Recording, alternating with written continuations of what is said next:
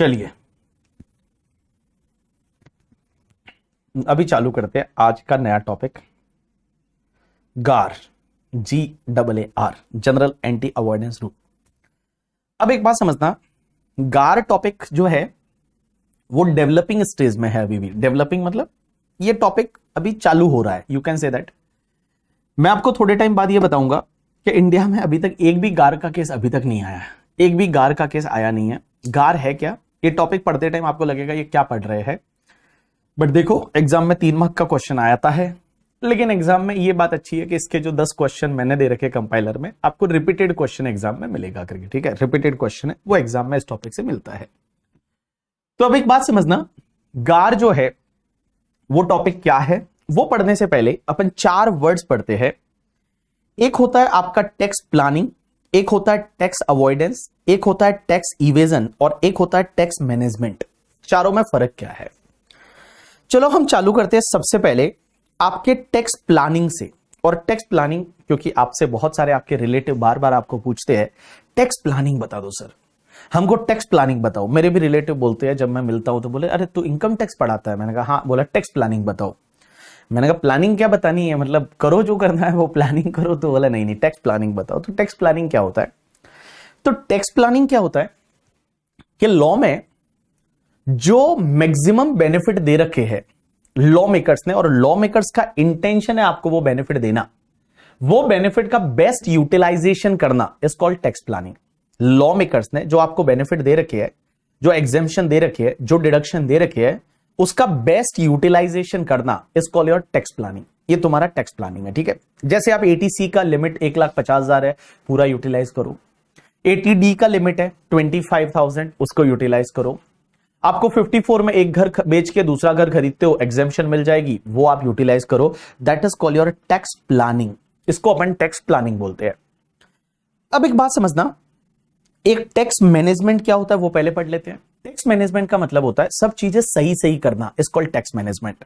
क्या बोलोगे, सब चीजें सही सही करना इज कॉल्ड टैक्स मैनेजमेंट। सही सही करने का मतलब होता है कि आपने अगर मान लो अपना एडवांस टैक्स टाइम पे भर रहे हो, अपना जो एडवांस टैक्स है वो टाइम पे भर रहे हो, TDS के रिटर्न टाइम पे फाइल कर रहे हो, आप TDS है वो काट के अगले महीने की 7 तारीख तक जमा कर रहे हो, आप इनकम टैक्स रिटर्न है वो टाइम पे फाइल कर रहे हो जिससे कि आपको इंटरेस्ट फीस वगैरह ना लगे, that is called tax management. तो टैक्स मैनेजमेंट का मतलब होता है कि चीजें टाइम पे सही सही करना करके, that is called your tax management. जैसे मैंने बोला आपको एडवांस टैक्स टाइम पे करना, TDS सही टाइम पे काटना, TDS है वो टाइम पे जमा कराना, that is called your tax management. लेकिन एक बात समझना सर, 2 वर्ड और है, that is one is the tax avoidance and one is the tax evasion. तो क्वेश्चन ये आता है कि सर एक बात बताइए, टैक्स अवॉइडेंस और टैक्स इवेजन इन 2 वर्ड में क्या है। मैं बताऊं, देखो टैक्स अवॉइडेंस और टैक्स इवेजन दोनों में फर्क है। पहले अपन टैक्स अवॉइडेंस पे चलते हैं। टैक्स अवॉइडेंस क्या होता है कि अगर आप लॉ के लूफॉल का बेनिफिट लेते हो, मतलब आप काम तो लॉ के अंदर ही कर रहे हो, आप जो काम कर रहे हो वो तो लॉ के अंदर ही कर रहे हो, बट लॉ का आप लूफॉल है वो यूज कर रहे हो। तो जब लॉ का लूफॉल यूज करते हैं उसको बोला जाता है टैक्स अवॉइडेंस। मींस आप लॉ के अंदर रह के लॉ के मजे ले रहे हो, हिंदी में बोले अपन लोग तो लॉ के मजे ले रहे हो, लॉ में रहते हुए लॉ के मजे ले रहे हो, that is called your tax avoidance. Means law में कुछ लूफॉल हो गया और वो लूफॉल्स को आप यूज कर रहे हो, आप लूफॉल्स को यूज, आप कुछ गलत नहीं कर रहे हो। अगर आप बोलोगे कि आप गलत कर रहे हो, गलत तो नहीं कर रहे हो क्योंकि आप लॉ में रह के काम कर रहे हो, बट लॉ के कुछ लूफॉल्स है, वो लूफॉल्स को आप अगर यूज करते हो, that is called your tax avoidance. जैसे एग्जांपल के लिए वोडाफोन का केस लो, आप याद करो। वोडाफोन ने क्या किया था, वोडाफोन को पता था कि अगर मान लो हचसन अगर इंडिया का कंपनी अगर वो खरीदते इंडिया में ही, तो इंडिया में टैक्स लग जाता हचसन को। तो हचसन ने क्या किया था, CGP एक नई कंपनी बनाई थी फॉरेन में, और फॉरेन में एक नई कंपनी बना के, और नई कंपनी जो बनाई थी CGP, वो CGP फॉरेन में कंपनी ही इसलिए बनाई थी जिससे कि वहां पे टैक्स ना लगे, इंडिया में टैक्स ना लगे। और मॉरिशस और जो केमन आइलैंड जहां पे वो कंपनी थी वहां पे टैक्स लगता ही नहीं था। तो इसके लिए एक बात बताओ, इट इज कॉल्ड, वो लॉ में रह के काम किए ना, लॉ में जो लिखा था लॉ के प्रोविजन को यूज किया, बट यहां पे that was not intention of the law makers ना, लॉ मेकर्स का इंटेंशन नहीं था, बट आप लॉ के लूफॉल को यूज कर रहे हो, that is called your tax avoidance, उसको माना बोला जाता है टैक्स अवॉइडेंस। और एक होता है टैक्स इवेजन। टैक्स इवेजन तो भाई साहब आप कुछ गलत ही कर रहे हो, that is called tax evasion, illegal काम कर रहे हो। इनलीगल मीन्स जैसे आपने फेक खर्चे डाल दिए, अगर आपने फेक खर्चे डाल दिए, अपनी सेल को रिकॉर्ड ही नहीं किया, तो ये तो आप गलत करते हो ना, ये तो लॉ को मतलब ही नहीं हुआ, आप खुद ही कुछ गलत कर रहे हो।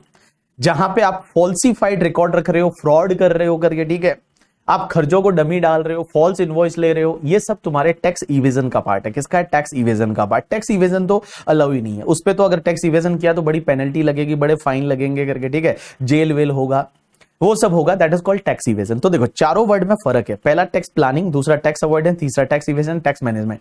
तो टैक्स प्लानिंग मतलब 80C लेना, 54 लेना, 54EC लेना बेस्ट वे से, that is called tax planning.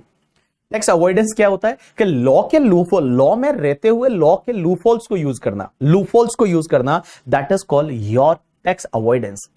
तीसरा टैक्स इवेजन मतलब गड़बड़ी गड़बड़ करना, that is called tax evasion. और टैक्स मैनेजमेंट का मतलब सब चीजें प्रॉपर्ली करना, सेट करना, that is called your tax management. तो एक काम करिए, ये चारों पढ़ने के बाद आपके कंपाइलर में क्वेश्चन नंबर 1 और 2 दे रखे, एक बार देखिए आप लोग। ये चारों पढ़ने के बाद आपके कंपाइलर से क्वेश्चन नंबर 1 एंड 2 जो है वो आप देखिए।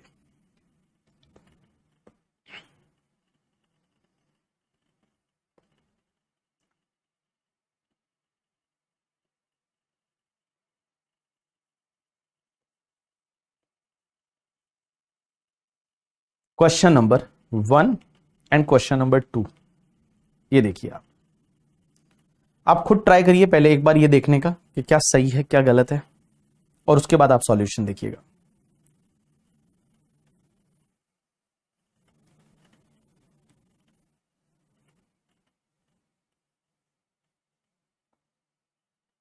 चारों पढ़ने के बाद क्वेश्चन देखिए, question number 1 and 2।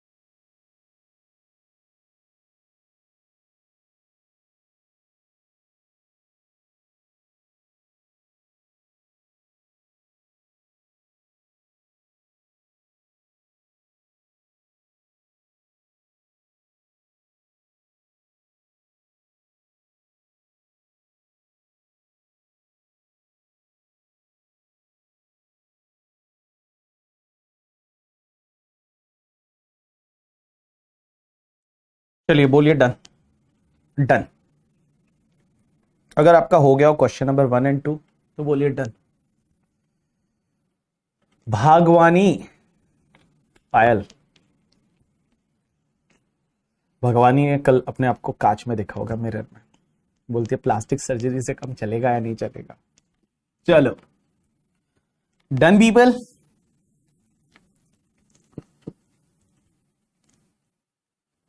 Done sir done.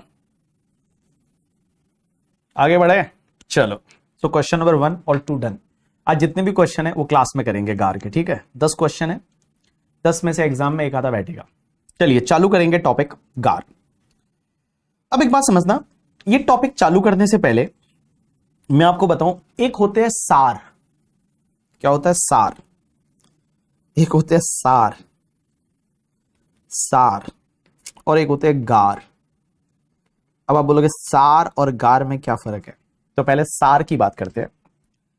सार का फुल फॉर्म होता है स्पेसिफिक, या आप बोल सकते हो दैट इज द सार का मतलब होता है दैट इज द आपका स्पेसिफिक, या स्पेशल भी बोल सकते हैं, specific anti avoidance rule is called सार। और एक होता है गार। गार का मतलब होता है जनरल एंटी अवॉइडेंस रूल्स। नाम से पता चलता है वन इज द गार mean general anti avoidance rule, और सार का मतलब स्पेसिफिक एंटी अवॉइडेंस रूल्स। अब एक बात समझना, अगर आपने जब इनकम टैक्स को पढ़ा है तो इनकम टैक्स में बहुत सारे ऐसे सार बना रखे हैं, स्पेसिफिक एंटी अवॉइडेंस रूल्स बना रखे हैं जिससे कि लोग चिटिंग ना करें। ऐसे कौन कौन से रूल अपन ने बहुत सारे पढ़े हैं करके, ठीक है। जैसे आपको याद रहेगा अपन ने पढ़ा सेक्शन 40A सबसेक्शन 2, क्या आप अपने रिलेटिव को पेमेंट करोगे तो वो रीजनेबल ही करोगे, अगर अनरीजनेबल किया, एक्सेस किया तो वो डिसअलाउड हो जाएगा। ये ऑलरेडी सार है, एक स्पेसिफिक एंटी अवॉइडेंस रूल है, क्योंकि लोग चिटिंग कर सकते थे।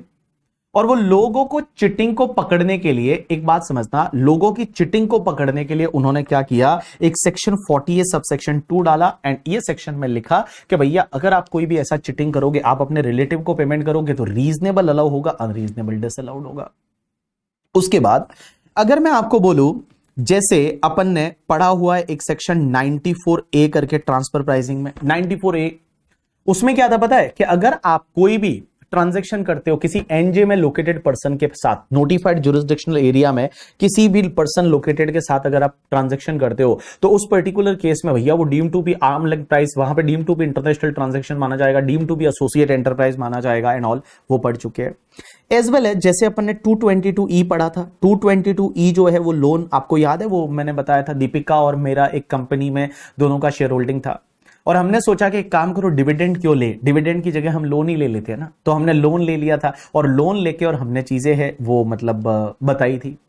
ट्रस्ट टॉपिक में जैसे मैंने आपको 13.3 पढ़ाया, 13.3 के अगर आप रिलेटिव को बेनिफिट देते हो, ठीक है, तो उस पर्टिकुलर केस में वो जो है वो ट्रस्ट की इनकम बन जाएगी, और ट्रस्ट की इनकम वो 115 BBI में टैक्सेबल हो जाएगी।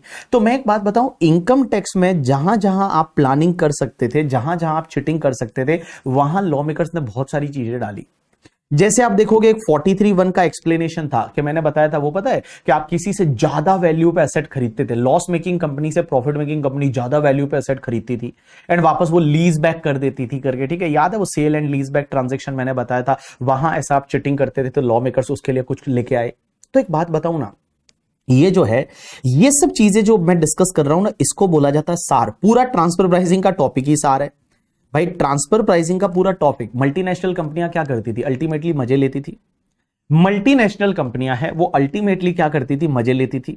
तो मल्टीनेशनल कंपनियां है वो मजे लेती थी, तो उसके लिए उन्होंने क्या किया, ट्रांसफर प्राइसिंग प्रोविजन लाया, आर्म लेंथ प्राइस मेथड वगैरह, बहुत सारी सेकेंडरी एडजस्टमेंट, बहुत सारी चीजें की कि इंटरेस्ट में आपको 94B में जो है वो 94B में हम आपको कम डिडक्शन देंगे, इंटरेस्ट का 30% ऑफ द EBIT DA से ज्यादा नहीं होना चाहिए। दैट इज ऑल कॉल्ड सार, इसको सार बोलेंगे, that is specific anti avoidance rule. But एक बात बताओ, गवर्नमेंट थक गई थी, गवर्नमेंट ने इंडिया की पब्लिक को हाथ जोड़ लिए कि भाई साहब हम तुमसे अब नहीं लड़ सकते, अब हम तुमसे नहीं लड़ सकते, क्योंकि Indian mind is like a very corrupt mind, मतलब इतना करप्ट माइंड है। अब देखो पता है 56(2)(10) मैंने गिफ्ट वाला पूरा सेक्शन बताया था, वो ब्लैक एंड व्हाइट करते थे, इसके लिए उसको रोकने के लिए उन्होंने क्या किया, ब्लैक एंड व्हाइट करते थे उसको रोकने के लिए उन्होंने गिफ्ट वाली सेक्शन लाई। जो स्टार्टअप कंपनियां है वो क्या करती थी, मतलब ज्यादा वैल्यू पे शेयर वगैरह इशू करती थी और बहुत बार कैश में पैसा लेती थी, ऐसा करती थी, उसके लिए उन्होंने 56(2)(7) भी लाया। तो इतनी सेक्शनें डाल दी, इतनी सेक्शनें डाल दी, इतने स्पेसिफिक एंटी अवॉइडेंस रूल्स डाल दिए, लेकिन एक बार गवर्नमेंट है ना वो थक गई, उसने हाथ जोड़ लिए कि भाई साहब अब हम आपसे नहीं लड़ सकते। लोगों को बोला कि आपसे अब हम नहीं लड़ सकते करके, ठीक है। देखो इतने करप्ट माइंडेड लोग होते हैं ना, आपको पता है, आप आजकल मैं इंटर जब पढ़ाता हूं, पहले मैं इंटर नहीं पढ़ाता था, लास्ट के 3-4 साल से मैं इंटर भी पढ़ाता हूं, तो इंटर पढ़ाता हूं तो बच्चा क्या बोलता है, सर ऐसा बताओ ना, कोई चीटिंग करने का तरीका बताओ, कोई चीटिंग करने का तरीका बताओ कि सर फ्रॉड कैसे कर सकते हैं करके, ठीक है। मैंने कहा कुछ नहीं कर सकते फ्रॉड वगैरह, मत करो फ्रॉड। बोलते नहीं नहीं सर टैक्स में तो वो तो बताओ ना, मतलब हम तो फ्रॉड करना चाहते हैं, हम तो मतलब लोगों को फैसिनेटिंग लगता है ना कुछ ऐसे फ्रॉड करने वाला, ओ भाई साहब देखो एकदम हम वो बनना चाहते हैं हर्षद मेहता, या दूसरा वो स्कैम 2003 वाला, और वैसा बनना चाहते हैं। तो एक बात बताओ, जब लोगों का दिमाग इतना करप्ट है इंडिया में, गवर्नमेंट बेचारी बहुत सारे सार लाती गई लाती गई लाती गई लाती गई, और तो भी फिर वोडाफोन जैसे केस होते गए, कोई ना कोई केस होते गए, कहीं ना कहीं लोगों को प्लानिंग करते गए।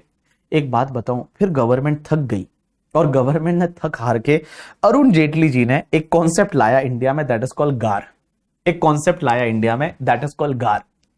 अब एक बात समझो, लोगों को लगता है सबको विजय माल्या बनना है यहां पे, तो गवर्नमेंट ने क्या किया, जब ये सब चीजें ला लिए, बट ये चीजें सफिशिएंट नहीं है, उसके बाद भी कुछ ना कुछ तो, एक बात बताओ, लूपहोल निकाल ही लेते हैं, कुछ ना कुछ तरीके से तो लोग क्या करते हैं, लूपहोल निकाल ही लेते हैं और टैक्स अवॉइड कर ही लेते हैं। देखो टैक्स अवॉइडेंस का मतलब क्या होता है, टैक्स प्लानिंग और टैक्स अवॉइडेंस में एक ही फर्क है।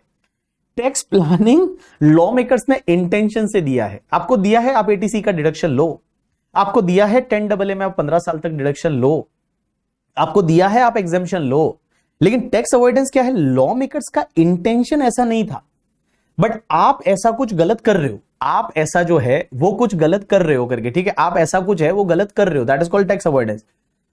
लॉ मेकर्स ने सोचा कि भाई साहब इस इंडिया वालों से नहीं लड़ सकते, तो उन्होंने क्या कर दिया, एक टॉपिक लाया दैट इज कॉल्ड गार। और गार में क्या लिखा पता है, कि अगर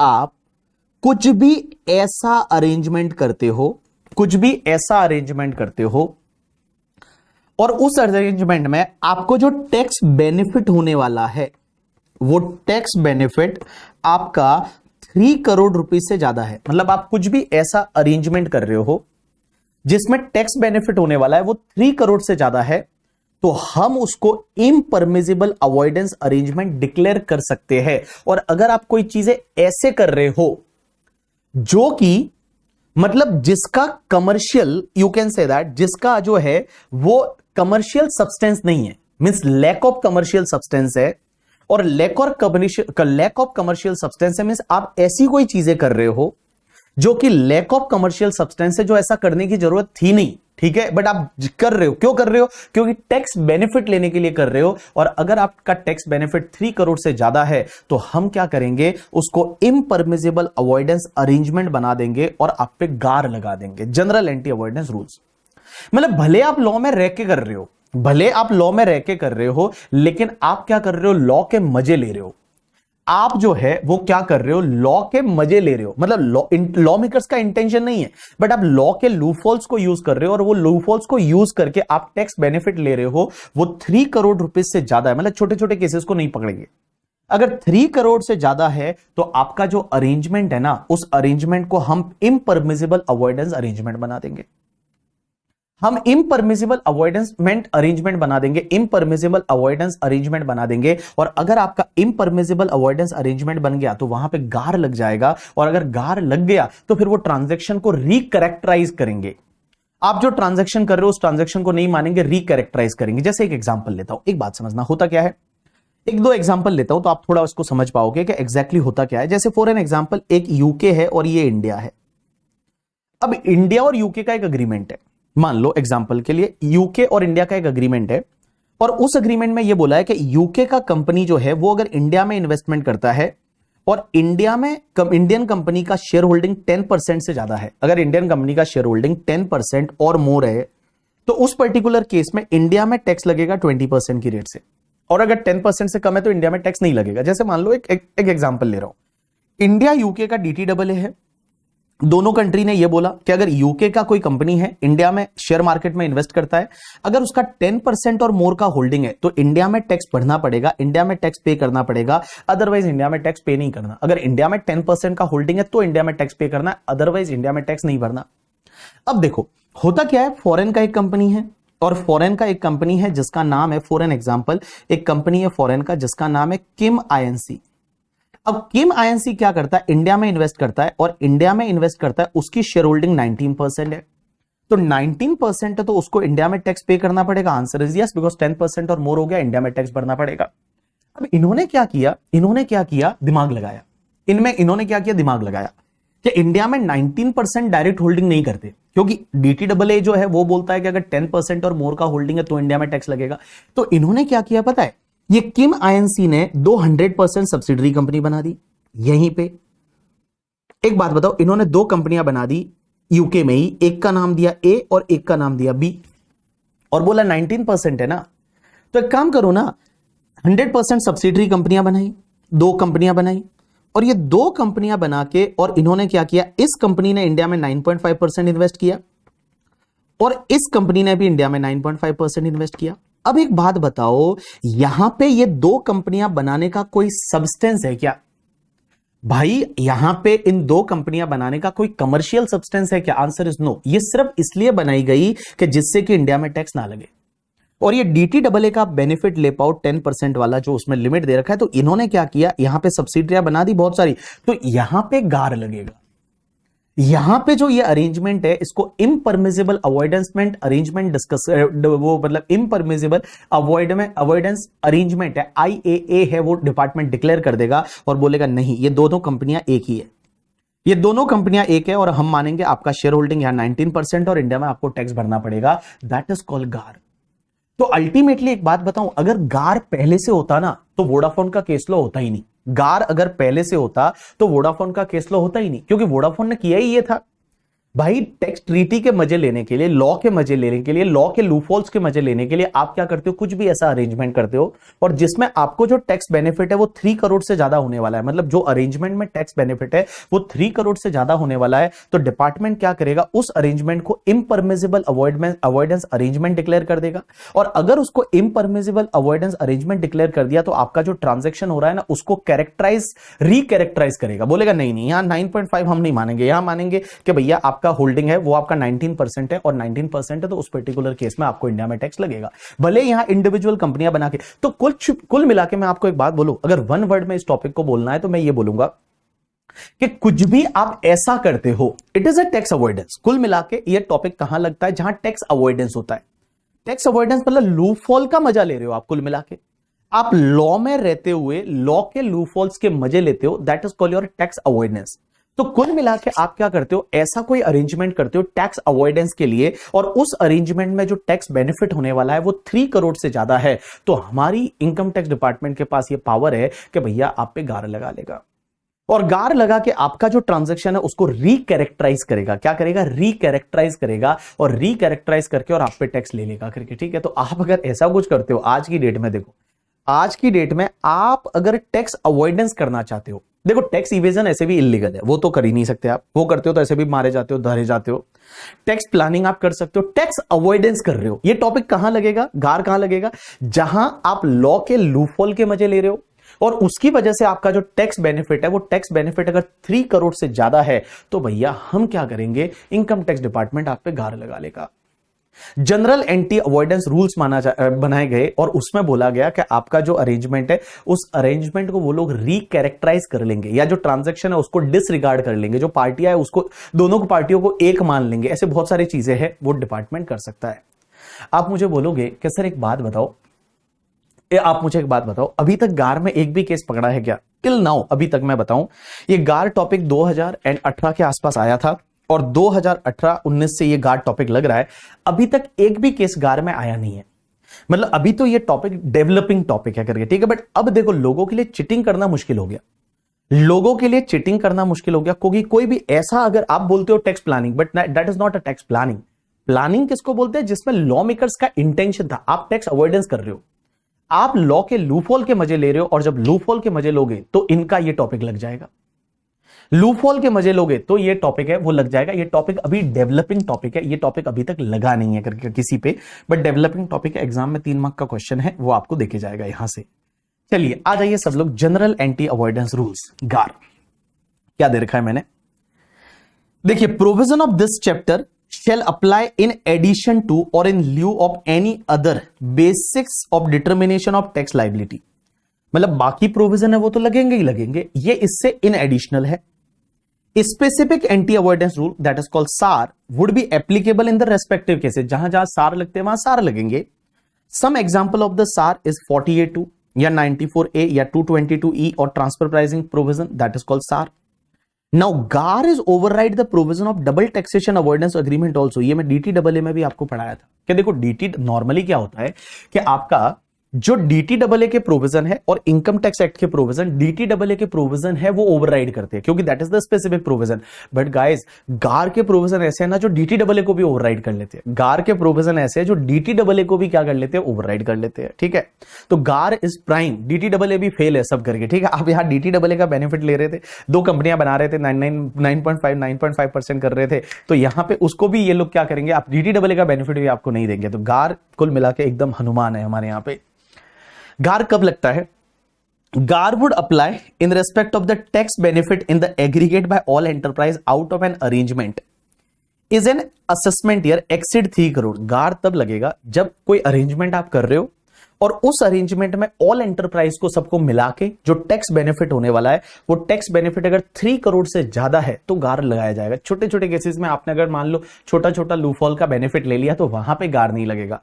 जहां पे जो अरेंजमेंट में जितने लोग मिले हैं सबका मिला के अगर टैक्स बेनिफिट है वो 3 करोड़ से ज्यादा है तो गार लगेगा, ये टॉपिक लगेगा। GAAR provision are applicable from assessment year 1819 से ये प्रोविजन आया, मतलब ज्यादा पुराना नहीं है, 5 साल पहले की बात है, 5 साल पहले से ये टॉपिक आया। गार is not applicable in case of, गार यहां पे 2 केसेस में नहीं लगेगा। अब आपको ये याद नहीं रखोगे तो भी चलेगा। गार कहां नहीं लगेगा, एक तो FII who has invested in the security in India with the prior permission of the competent authority and has not taken any benefit under the DTAA। इन्होंने क्या बोला कि अगर कोई FII है, उन्होंने किसी की अपनी कॉम्पिटेंट अथॉरिटी की प्रायर परमिशन लेके इन्वेस्ट किया, जैसे सेबी है या RBI है, उनकी प्रायर परमिशन लेके इंडिया के सिक्योरिटी मार्केट में वो इन्वेस्ट करते हैं और वो कोई DTAA का बेनिफिट नहीं लेते, तो उस पर्टिकुलर केस में उन पे गार नहीं लगेगा, उन पे गार नहीं लगेगा। तो अगर कोई भी FIIs है जो इन्वेस्ट करते हैं सिक्योरिटी मार्केट में इंडिया में with the prior permission of competent authority and has not taken any benefit under the DTAA, तो उन पे जो गार है वो नहीं लगेगा। एंड दूसरा, investment made by the non resident in offshore derivative instrument of the FII। अब FII क्या करती है, ऑफशोर डेरिवेटिव इंस्ट्रूमेंट इशू करती है और अगर उसमें किसी नॉन रेजिडेंट ने इन्वेस्ट किया है तो उस पे गार नहीं लगेगा करके। ठीक है, तो आप सिंपल सा आप इतना सा याद रख सकते हो यहां पे कि गार नहीं लगेगा FIIs के केस में। FIIs है उनके केस में गार नहीं लगेगा और FIIs के जो derivative instrument, offshore derivative instrument, उसमें किसी नॉन रेजिडेंट ने इन्वेस्ट किया है उस पर भी गार नहीं लगेगा। तो फिर गार कहां लगेगा, तो देखिए गार क्या बोलता है, पॉइंट नंबर 9 सेक्शन 95 है। सेक्शन 95 बोलती है, समझने की कोशिश करना, एप्लीकेबिलिटी ऑफ गार। गार कब लगता है, तो देखिए गार में क्या लिखा हुआ है, सेक्शन 95 क्या बोलती है। सेक्शन 95 बोलती है गार provide that arrangement entered into bye assessee, assessee ने कोई अरेंजमेंट में एंटर किया है, may be declared to be an impermissible avoidance arrangement and the consequence in relation to the tax arising therefrom may be determined as per the provision of this chapter। तो ये section क्या बोलती है कि भैया अगर आप कोई अरेंजमेंट में एंटर कर रहे हो, वो अरेंजमेंट आपका impermissible avoidance arrangement डिक्लेयर हो सकता है और उसकी वजह से जो है आपका जो टैक्स है वो इस चैप्टर के हिसाब से निकाला जाएगा। आपका कोई अरेंजमेंट है वो इम्परमिसिबल अवॉइडेंस अरेंजमेंट है, वो बन सकता है। अब वो कैसे बनेगा, क्या बनेगा, आगे देखेंगे।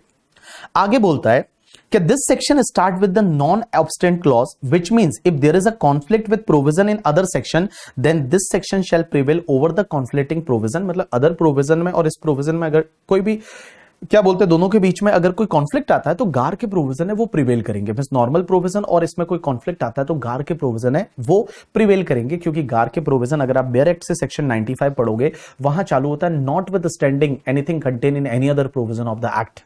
मींस यहां पे बोला सब इनकम टैक्स के प्रोविजन धरे जाएंगे, अल्टीमेटली गार के प्रोविजन है वो एकदम शक्तिमान है, वो एकदम हनुमान है, तो गार के प्रोविजन लगेंगे। अब आप बोलोगे आप बोल रहे हो कि डिपार्टमेंट के पास पावर है कि वो किसी भी अरेंजमेंट को इम्परमिसिबल अवॉइडेंस अरेंजमेंट बना सकते हैं, लेकिन आप बोलोगे इम्परमिसिबल अवॉइडेंस अरेंजमेंट होता क्या है, IAA। तो ये अगली सेक्शन में दे रखा है कि इम्परमिसिबल अवॉइडेंस अरेंजमेंट कब बनाते हैं। तो देखिए सेक्शन 96 क्या बोलती है कि IAA मींस एन अरेंजमेंट, ऐसा कोई arrangement which satisfied the two condition. देखो दो कंडीशन सेटिस्फाइड होनी चाहिए, अगर दो कंडीशन सेटिस्फाइड हो गई तो आपका अरेंजमेंट इम्परमिसिबल अवॉइडेंस अरेंजमेंट बन सकता है, IAA बन सकता है अगर दो कंडीशन सेटिस्फाइड हुई थी। दो कंडीशन कौन सी? सबसे पहला तो यह है कि आपका मेन ऑब्जेक्टिव उस अरेंजमेंट के पीछे टैक्स बेनिफिट लेना है।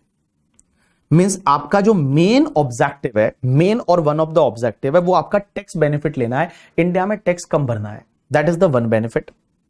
एंड दूसरी कंडीशन उसके साथ साथ में यह है कि अगर मान लो दूसरी कंडीशन आप ऐसा समझ सकते हो कि आप क्या कर रहे हो, कुछ ऐसी चीज करते हो जो जनरली लोग नहीं करते। मींस आपका मेन ऑब्जेक्टिव तो क्या है कि आपका टैक्स बेनिफिट लेना है, that is the main objective. Main आपका ऑब्जेक्टिव है वो टैक्स बेनिफिट लेना है। एंड इसके साथ साथ दूसरी कंडीशन ये है, आप ये समझिए कि कुछ चीजें आप ऐसी करते हो जो जनरली लोग नहीं करते हैं। मतलब जनरली इन द बिजनेस या जनरली इन द मार्केट लोग ऐसी चीजें नहीं करते, बट आप ऐसा कुछ कर रहे हो, तो tax benefit is a prime objective. उसके साथ में आप कुछ ऐसा कर रहे हो जो नॉर्मली लोग नहीं करते, जो जनरली लोग नहीं करते हैं। तो अगर ये दोनों चीजें सेटिस्फाइड हो गई तो आपका अरेंजमेंट है वो impermissible avoidance arrangement. And obviously tax benefit कितना होना चाहिए, 3 करोड़ से ज्यादा होना चाहिए, तब आपका गार लग जाएगा। 3 करोड़ से ज्यादा है तो गार लगेगा। तो देखिए आप बोल रहे हो सर नॉर्मली लोग नहीं करते और ऐसा कुछ कर रहे हैं, ऐसा क्या हो सकता है करके, ठीक है। चलिए ऑफशोर्स का मतलब होता है आदित्य जो बाहर करके, ऑफशोर मतलब बाहर, एक तो होता है इंडिया में, एक इंडिया से बाहर, दैट इज कॉल्ड ऑफशोर। चलिए तो देखिए क्या लिखा हुआ है, लेकिन जैसे SEZ इंडिया के बाहर माना जाता है, IFS इंडिया के बाहर ही माना जाता है, दैट इज कॉल्ड ऑफशोर। वहां पे जो होता है उसको भी ऑफशोर बोला जाता है। चलिए सबसे पहले इम्परमिसिबल अवॉइडेंस अरेंजमेंट क्या होता है। तो IAA means a arrangement which satisfied the two condition. पहली कंडीशन क्या है, मेन पर्पज और one of the main purpose for which is to obtain the tax benefit. भाई पहला पर्पज आपका जो अरेंजमेंट का ये है, आप टैक्स बेनिफिट ले रहे हो, आप टैक्स बेनिफिट लेना चाहोगे और टैक्स बेनिफिट लेना चाहते हो, और टैक्स बेनिफिट आपका कितना होना चाहिए, 3 करोड़ रुपए से ज्यादा। सब अरेंजमेंट में मिला के, सब पार्टियों का मिला के टैक्स बेनिफिट 3 करोड़ से ज्यादा है। और दूसरी कंडीशन क्या है, दूसरी कंडीशन इन 5 में से कोई एक, मींस यहां सबके बीच में और लिखा हुआ है, सबके बीच में और लिखा हुआ है। इसका मतलब देखो पहली चीज टैक्स बेनिफिट लेना चाहते हो, और दूसरी इन 5 में से कोई एक चीज हो जाती है। 5 में से एक चीज, पहली चीज क्या, देखिए अगर आप कोई ऐसा क्रिएट करते हो, क्रिएट राइट और ऑब्लिगेशन, ऐसी कोई राइट या ऑब्लिगेशन क्रिएट करते हो which are not ordinarily created between the person dealing at the arm length.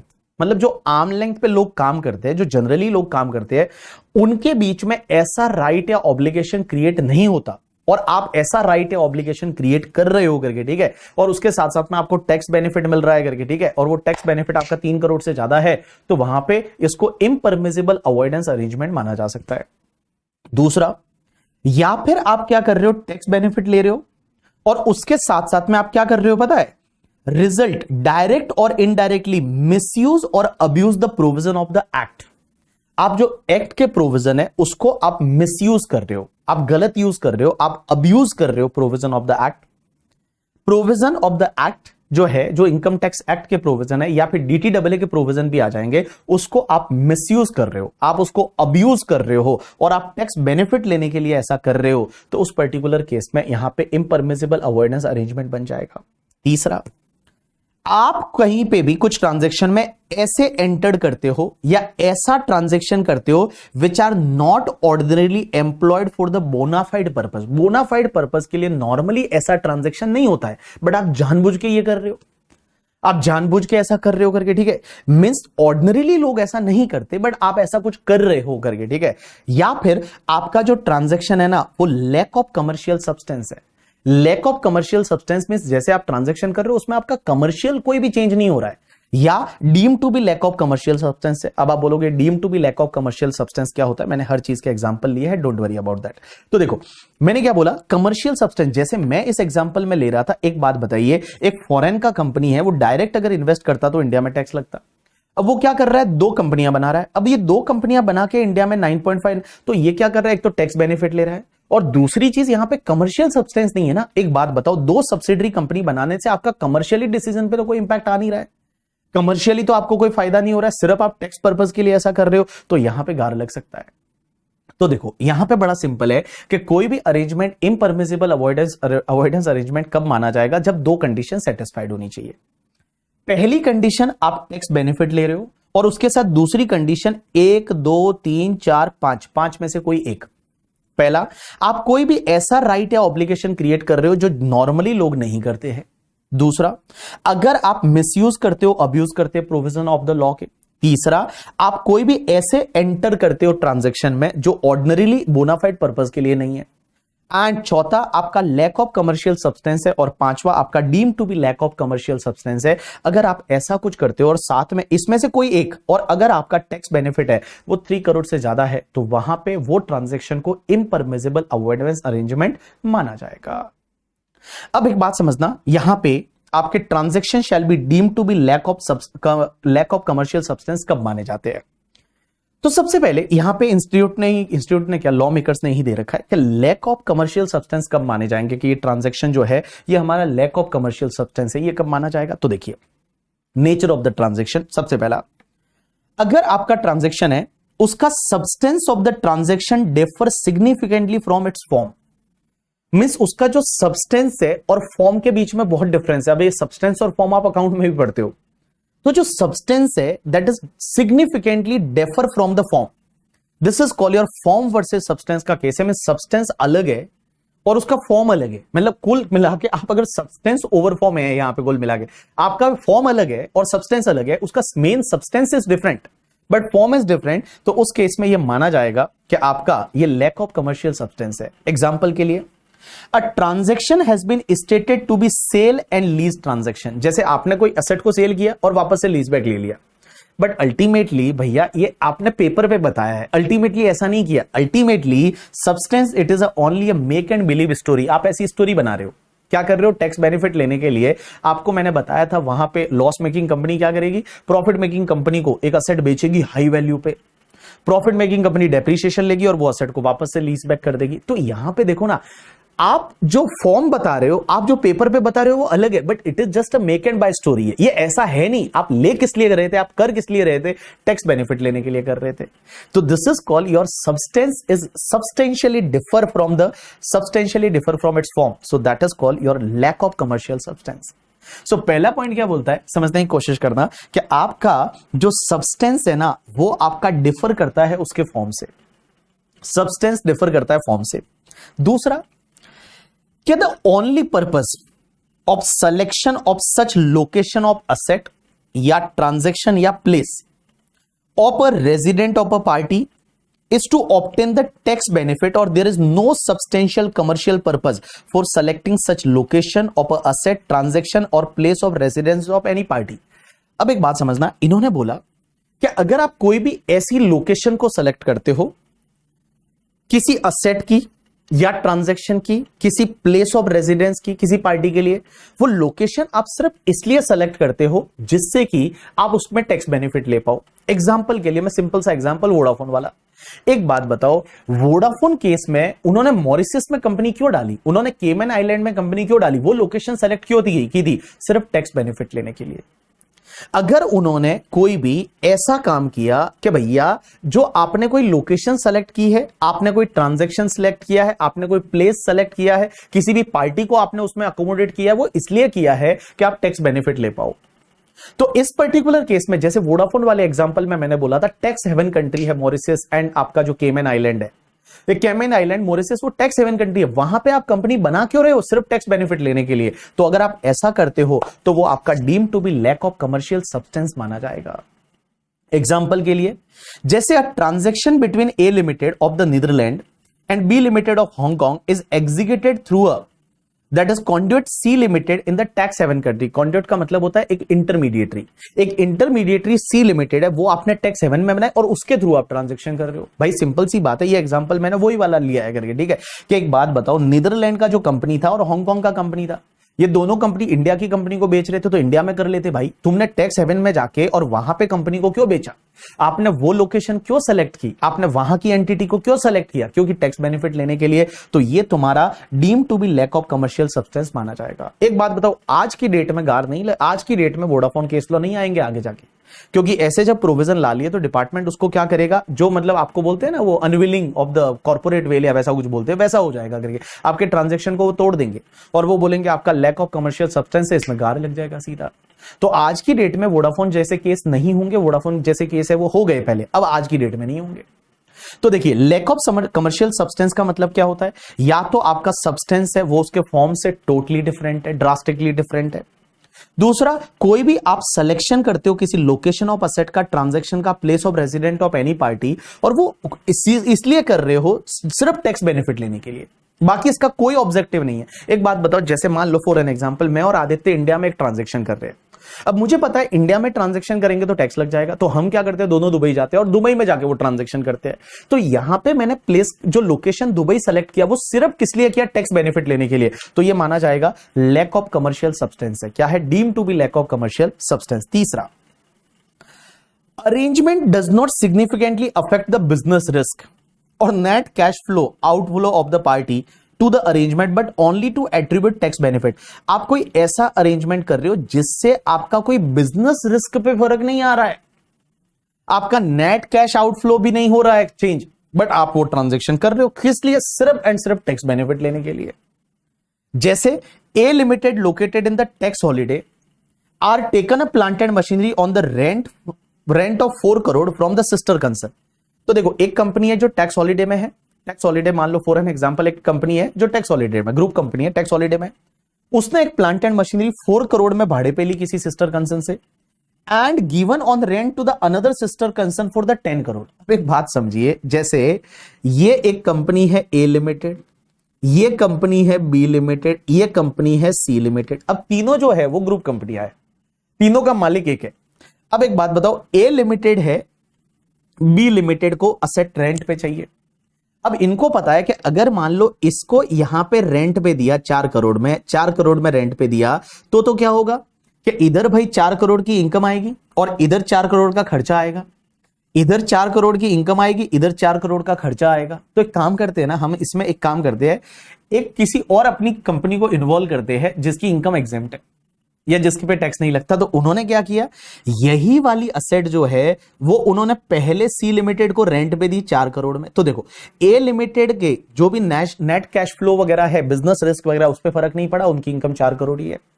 अब सी लिमिटेड क्या करती है, वही वाली असेट इसको रेंट पे देती है 10 करोड़। तो बी लिमिटेड क्या करेगी, पीएनडल के डेबिट में खर्चा कितना डालेगी, 10 करोड़ का डालेगी। और सी लिमिटेड तो एक ऐसी कंपनी है ना जिसके हाथ में सब इनकम एग्जेम्प्ट है क्योंकि वो टैक्स हेवन में है। तो देखिए, आप ऐसा कोई ट्रांजैक्शन कर रहे हैं, ऐसा अगर आप कोई ट्रांजैक्शन कर रहे हैं जिसमें आपकी बिजनेस रिस्क या नेट कैश आउटफ्लो है, देखो ग्रुप कंपनियां हैं, ग्रुप कंपनियां आपस में ये कर रही है, तो यहां पे आप जो ये कर रहे हो, ये मेन बेनिफिट टैक्स बेनिफिट लेने के लिए आप कर रहे हो। आप टैक्स बेनिफिट लेने के लिए मेनली आप ऐसा कर रहे हो, तो इस पर्टिकुलर केस में यहां पे डिपार्टमेंट है वो गार लगा देगा और गार लगाएगा और इस ट्रांजैक्शन को ये मानेगा कि नहीं, ये ट्रांजैक्शन है, ये गलत है। ये माना जाएगा ये ए लिमिटेड ने बी लिमिटेड को है वो रेंट पे दिया है और इसको खर्चा जो है वो 10 करोड़ अलाउ ना करके सिर्फ 4 करोड़ है वो अलाउ कर देगा, ऐसा कर सकता है। तो देखिए, आप कोई ऐसा अरेंजमेंट करते हो does not significantly affect the business risk और net cash outflow of the party to the arrangement but only attribute the tax benefit.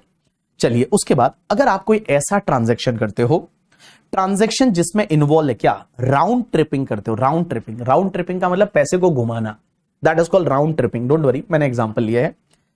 आप राउंड ट्रिपिंग करते हो which includes any arrangement in which through series of the transaction funds are transferred amongst the parties and such transaction have not substantially commercial purpose other than obtaining tax benefit। सिर्फ tax benefit लेने के लिए आप करते हो round tripping करते हो, means पैसा घुमाते हो। राउंड ट्रिपिंग का मतलब होता है पैसा घुमाना, और उसमें कोई भी ऐसा कोई उस ट्रांजैक्शन में सब्सटेंशियल कमर्शियल पर्पस नहीं है, सिर्फ एंड सिर्फ टैक्स बेनिफिट लेने के लिए। जैसे मैंने कुछ एग्जांपल लिए हैं, देखिए सबसे पहला, a group company in profit obtain a loan from a market and gives loan to the sister concern interest free and the claim it is to be the business purpose. अब एक बात बताओ, एक ग्रुप कंपनी है, उसने क्या किया, market profit making है, मार्केट से लोन लिया।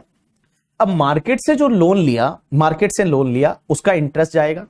अब इंटरेस्ट जाएगा तो वो ग्रुप कंपनी जो प्रॉफिट वाली है वो इंटरेस्ट का डिडक्शन ले लेगी, और वो क्या करती है, एज इट इज वो लोन अपने सिस्टर कंसर्न को विदाउट इंटरेस्ट दे देती है और बोलती है कि ये तो बिजनेस पर्पस के लिए है, ये भैया आप जो है वो किसी और को बनाना करके, ठीक है, यहां बनाने की जरूरत नहीं है। इनकम टैक्स डिपार्टमेंट बोलता है ये राउंड ट्रिपिंग है। भाई वो दूसरी कंपनी खुद ही तो लोन ले सकती थी, अगर दूसरी कंपनी है वो खुद लोन ले सकती थी, आप क्यों लोन ले रहे हो, आप लोन लेके क्यों दे रहे हो फ्री ऑफ इंटरेस्ट, क्योंकि आप टैक्स बेनिफिट लेना चाहते हो, आप टैक्स बेनिफिट लेना चाहते हो, इंडिया में इनकम टैक्स को कम करना चाहते हो, आप इनकम टैक्स बचाना चाहते हो, आप ऐसा ट्रांजेक्शन कर रहे हो, तो यहां पे ये भैया गार लगा लेगा। तो देखिए आप राउंड ट्रिपिंग कर रहे हो, which include any arrangement to which through series of the transaction funds are transfer amongst the parties and such transaction has not substantially commercial purpose other than obtaining the tax benefit. भैया सिर्फ tax benefit लेना आपका objective है, बाकी उससे कोई commercially जो substantially इससे कोई चेंज नहीं होने वाला।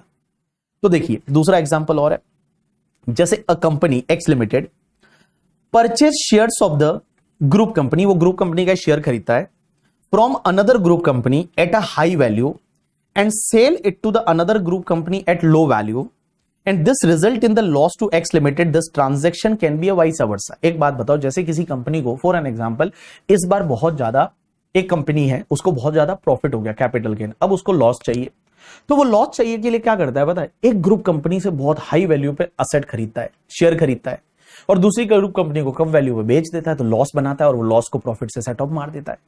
तो अगर आप ऐसे ट्रांजैक्शन कर रहे हो, ऐसे ट्रांजैक्शन कर रहे हो जो भैया एक बात बताऊं, जो प्रैक्टिकली आप सिर्फ टैक्स बेनिफिट लेने के लिए कर रहे हो, आप अपनी ग्रुप कंपनी से शेयर खरीद रहे हो, अपनी ग्रुप कंपनी को शेयर बेच रहे हो, आप लॉस बुक कर रहे हो अपने पास में क्योंकि आपको लॉस की जरूरत थी और टैक्स बेनिफिट लेने के लिए आप ऐसा कर रहे हो, तो वहां पे गार लग जाएगा।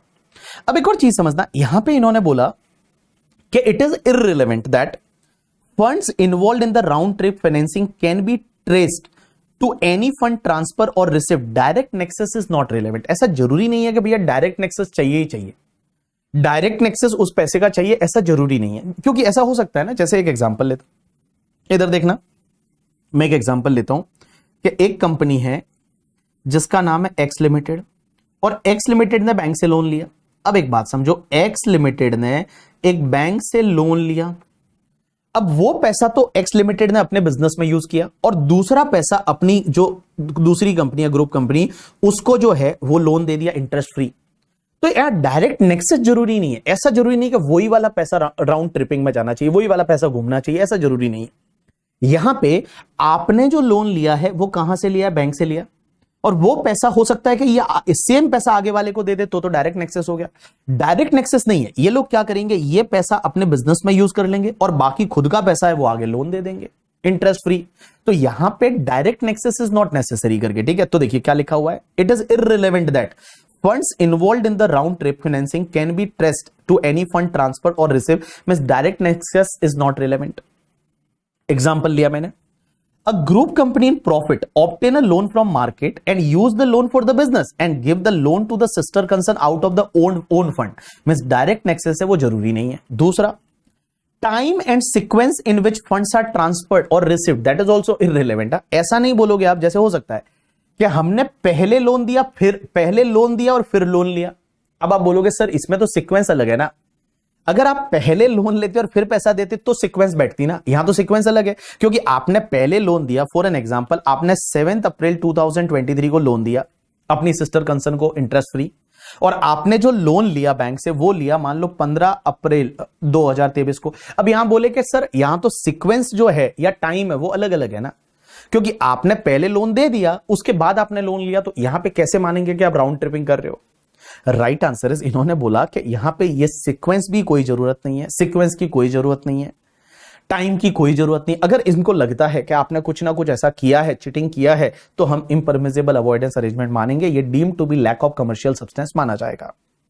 एंड मैनर और mode in which funds are transfer और receive, that is also irrelevant. आपने जिस मैनर में दिया है या जिस मोड में दिया है, हो सकता है आपने लोन लिया था वो पैसे में लिया, अब आपने आगे वाले को जो पैसा दिया है वो डिबेंचर के थ्रू दिया है, या हो सकता है बॉन्ड्स के थ्रू दिया है, आगे वाले को पैसा किसी और मोड में दिया है, आपने मान लो यहां से बैंक से लिया था, हो सकता है कुछ पैसा उसको कैश में दिया अगर अलाउ हो किसी कंट्री में। तो तो मैं ये बोल रहा हूं कि यहां पे इन्होंने ये बोला कि देखिए आप क्या करते हो, ऐसे ट्रांजैक्शन करते हो जहां पे राउंड ट्रिपिंग हो रही है, मींस पैसा घुमा रहे हो आप, ठीक है, और पैसा घुमा रहे हो वहां पे अमंग्स पार्टीज के बीच में वो पैसा घूम रहा है और जिसमें कोई भी सब्सटेंशियल कमर्शियल पर्पस नहीं है।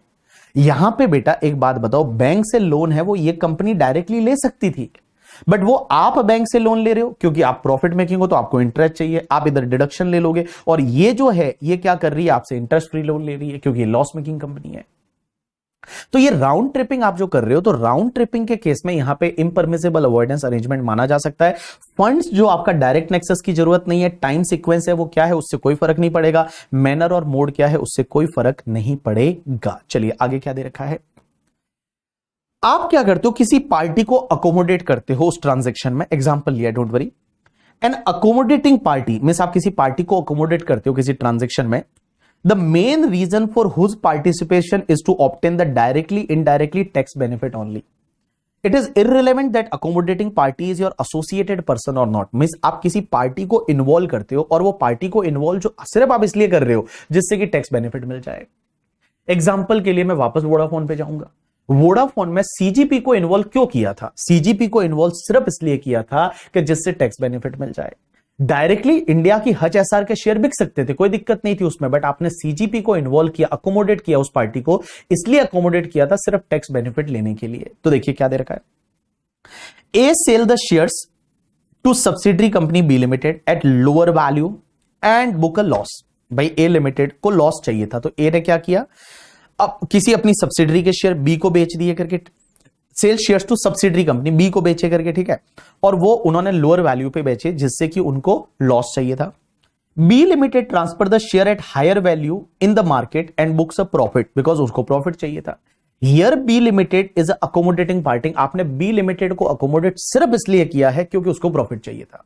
एक सिंपल सी बात मैं बताऊं, जैसे एक एग्जांपल लेते हैं, मेरी एक कंपनी है बीबी वर्चुअल्स प्राइवेट लिमिटेड, अब मुझे किसी कंपनी के शेयर बेचने, अब मुझे डायरेक्ट में मार्केट में बेच सकता हूं, मेरे पास पैसे की जरूरत थी, डायरेक्ट में मार्केट में बेच सकता हूं, बट मुझे पता है कि इसमें अगर डायरेक्ट में बेचूंगा तो प्रॉफिट मेरे पास आ जाएगा, बट मेरे को प्रॉफिट की जरूरत नहीं है, मेरे को लॉस की जरूरत है। तो मैं क्या करता हूं, मेरी किसी सब्सिडरी कंपनी को वो शेयर बेचता हूं, पहले कम वैल्यू पे, बहुत कम वैल्यू पे बेचता हूं, और मैं कम वैल्यू पे बेचता हूं तो मैं लॉस बुक कर लेता हूं, फिर वो सब्सिडरी मार्केट में बेच देती है हाई वैल्यू पे, वो प्रॉफिट बुक कर लेती है, उसको प्रॉफिट की जरूरत थी, मेरे को लॉस की जरूरत थी। तो आपने जो दूसरी पार्टी को यहां इन्वॉल्व किया सिर्फ अकोमोडेट इसलिए किया जिससे कि टैक्स बेनिफिट मिल जाए, टैक्स बेनिफिट मिल जाए उसके लिए आप अकोमोडेट कर रहे हो, तो वो भी आपका लैक ऑफ कमर्शियल सब्सटेंस माना जाएगा। Next part, element have to be effect of offsetting और कैंसिलिंग ईच अदर करके, ठीक है, यहां पे ये चीजें जो बोल रहा है, ये क्या बोल रहा है कि ट्रांजैक्शन में element have the effect of setting और कैंसिलिंग ईच अदर। बहुत बार ऐसा होता है, जैसे एग्जांपल के लिए cross transfer in the clubbing transfer topic, आपको पता है क्रॉस ट्रांसफर आप कर देते थे, आपको पता है आपकी वाइफ को ट्रांसफर किया तो इनकम क्लब हो जाएगी, तो आप क्या करते थे, अपनी भाभी को ट्रांसफर करते थे, वो उसकी बहू भाभी को ट्रांसफर करता था और उसमें बोलते क्लबिंग नहीं होगा, तो फिर उन्होंने लॉ में ऐसा डाला कि इसमें भी क्लबिंग होगा, this is called indirect transfer. बेचारे डाल डाल के ये मतलब परेशान हो गए थे प्रोविजन डाल डाल के, फिर उन्होंने गार ही डाल दिया कि बोला अगर आप कुछ भी ऐसा करते हो जो नॉर्मली लोग नहीं करते तो हम क्या करेंगे, इम्परमिसिबल अवॉइडेंस अरेंजमेंट बना देंगे। Next part, a transaction conducted through one or more person or disguise the value, location, source, ownership, control of the fund. It means the share capital disguise the value, location, source, ownership, control of the fund. A share capital is invested in India by a company in Mauritius. The source of the investment in the Indian company is not disclosed. अब एक बात समझना, ये लोग क्या करते हैं, क्या आप क्या करते हो, यहां पे चीजों को है वो गायब कर देते हो, वैल्यू को, लोकेशन को, सोर्स को, ओनरशिप को, कंट्रोल ऑफ फंड को करके। आप इसलिए ऐसा कर रहे हो जिससे कि इंडिया में पता ना चले। जैसे हवाला से पैसा भेजा मैंने मॉरिशस, अब मॉरिशस जो पैसा भेजा, अब वो मॉरिशस पैसा भेजा, अब मुझे पता है कि मॉरिशस की गवर्नमेंट इंडियन कंपनी को जो है वो शेयर नहीं करती चीजें। अब मॉरिशस की गवर्नमेंट इंडियन कंपनी को इंडियन गवर्नमेंट को चीजें शेयर नहीं करती, तो मैं मॉरिशस में कंपनी बना के उसके थ्रू इन्वेस्टमेंट कर लूंगा और उससे पूछा नहीं जाएगा कि उसने पैसा कहां से लाया था। तो share capital is invested in India by a company in Mauritius, the source of investment in Indian company is not disclose करके, ठीक है। तो आप क्या करते हो, ऐसा अगर आप करते हो तो उस पर्टिकुलर केस में भी गार लग सकता है। तो कुल मिला के एक बात बताऊं ना, ये जो आपको इतने को ये याद नहीं रहने वाले कि इसमें पहला पॉइंट क्या था, दूसरा क्या था, तीसरा क्या था। आपको जब क्वेश्चन आएगा तो आपको चीजें थोड़ी बहुत क्लिक कर जाएगी। 10 क्वेश्चन दे रखे और 10 क्वेश्चन में से ही एग्जाम में क्वेश्चन बैठेगा करके, ठीक है। चलिए मैं आपको वापस बता रहा हूं, गार कब लगता है? गार में कोई भी ट्रांजैक्शन है उसको इम्परमिसिबल अवॉइडेंस अरेंजमेंट बनाया जा सकता है, बट इम्परमिसिबल अवॉइडेंस अरेंजमेंट कब बनाया जाता है? जब दो कंडीशन सेटिस्फाइड होती है।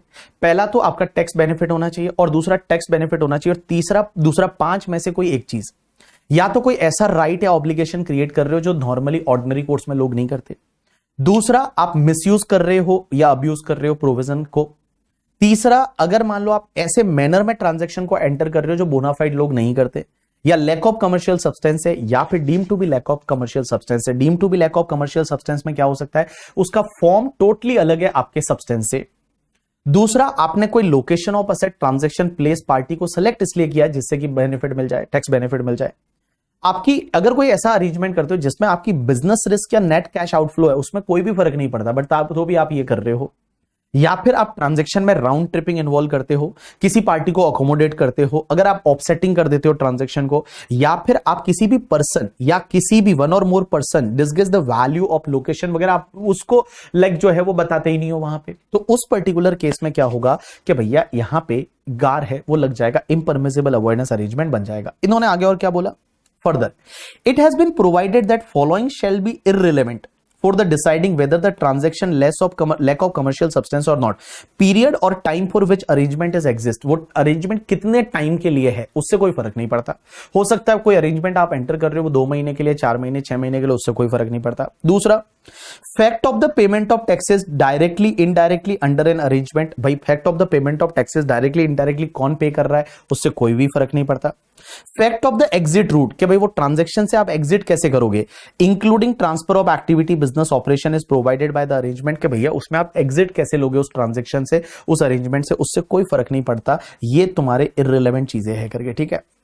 कि आप ऐसा नहीं बोल सकते कि हम तो टैक्स फॉरेन में भर रहे हैं, नहीं। आप अगर ऐसा कुछ कर रहे हो जिसमें इंडिया में टैक्स जो है वो आप जो है वो अगर मान लो यू कैन से दैट आप अगर इंडिया में टैक्स है उसका अवॉइडेंस कर रहे हैं तो वहां गार लग सकता है। पीरियड और time for which arrangement is exist irrelevant है। उसके बाद में भैया इन्होंने बोला कि आपका fact of the payment of taxes directly indirectly, बोलता कहीं ना कहीं तो हम टैक्स भर ही रहे हैं ना, उससे कोई फर्क नहीं पड़ता। एग्जिट रूट क्या है उस ट्रांजैक्शन का, उससे कोई फर्क नहीं पड़ता। अब एक बात समझना, while treating the transaction as impermissible avoidance arrangement, department जब इसको इम्परमिसिबल अवॉइडेंस अरेंजमेंट बनाएगा तो हो सकता है कि इक्विटी में बी ट्रीटेड एज डेट और वाइसा वर्सा। वो बोल देगा आपका इक्विटी है वो डेट है और डेट है वो इक्विटी है, ऐसा कर सकते हैं। मींस डिपार्टमेंट के पास इतना पावर है कि आपके इक्विटी को वो बोलेंगे नहीं नहीं ये तो डेट है, और डेट मान लेंगे उसको, और डेट को इक्विटी मान सकते हैं। कैपिटल रिसिट में भी treated as revenue receipt and vice versa, बोल देंगे कैपिटल रिसिट है वो रेवेन्यू रिसिट है, और रेवेन्यू रिसिट को बोल देंगे कैपिटल रिसिट है। आप अगर ऐसा कर रहे हो तो उस केस में ये ट्रांजैक्शन है उसको रिकैरेक्टराइज कर सकते हैं, और इक्विटी को डेट मान सकते हैं, डेट को इक्विटी मान सकते हैं, या फिर लाइक डेट को इक्विटी मान सकते हैं, इक्विटी को डेट मान सकते हैं, कैपिटल रिसिट को रेवेन्यू मान सकते हैं, रेवेन्यू को कैपिटल मान सकते हैं।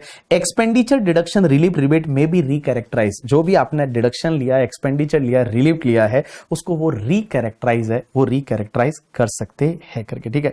चलिए अब एक काम करते हैं अपन, इसके आगे अपन पढ़ेंगे, तो आप एक काम करिए, इसके बाद सीधे अपन क्वेश्चंस पे चलेंगे।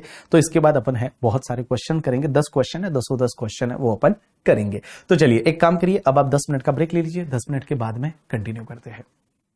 इस टॉपिक में 10 क्वेश्चन दे रखे, एग्जाम में क्वेश्चन उसी में से आने वाला है। कल का एग्जाम था उसमें भी क्वेश्चन उसी में से था करके।